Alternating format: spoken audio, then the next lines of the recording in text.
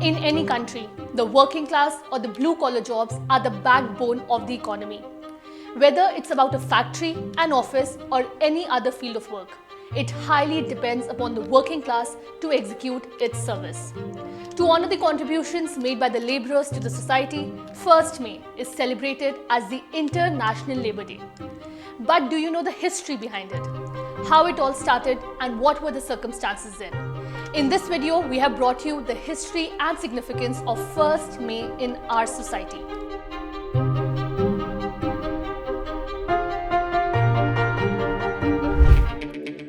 Labour Day, also known as May Day, is celebrated on the 1st of May each year. It is a day to honour and appreciate the contributions of workers worldwide. Labour Day has a rich history dating back to the late 19th century when workers in the United States and Canada demanded better working conditions and wages. Let us explore the fascinating history of Labour Day and how it has evolved over time. The origins of Labour Day can be traced back to the Industrial Revolution in the 1800s. The Industrial Revolution brought about significant changes in the way people worked as factories replaced manual labour. Workers often worked in harsh conditions for long hours and were paid very little. The working conditions were dangerous and accidents were common. In response to these poor working conditions, workers began to organize and demanded better pay, shorter work days, and safer working conditions. The first recorded workers' strike was in 1829, when weavers in Philadelphia went on a strike, demanding better wages. This event marked the beginning of the labor movement. The labor movement gained momentum in the 19th century with the formation of labor unions and the establishment of the International Working Men's Association (IWA) in 1864.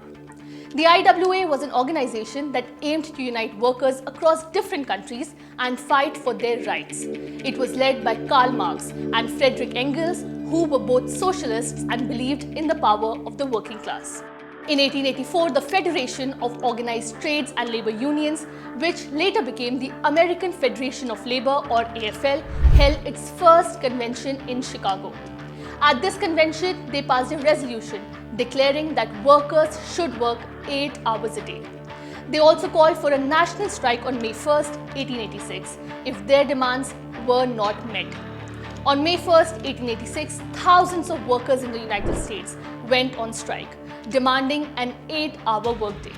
The strike was peaceful at first, but soon a storm hit the city.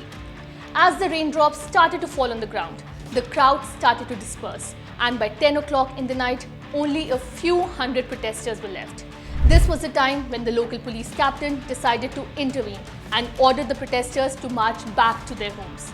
However, as things were proceeding, a bomb exploded near the gathering of policemen, killing 7 instantly while injuring dozens. The police opened fire, and soon a peaceful protest turned into a bloody riot. The riot resulted in the death of several people, including police officers and workers. The event had a significant impact on the labor movement, and May Day became a symbol of workers' struggle for better rights.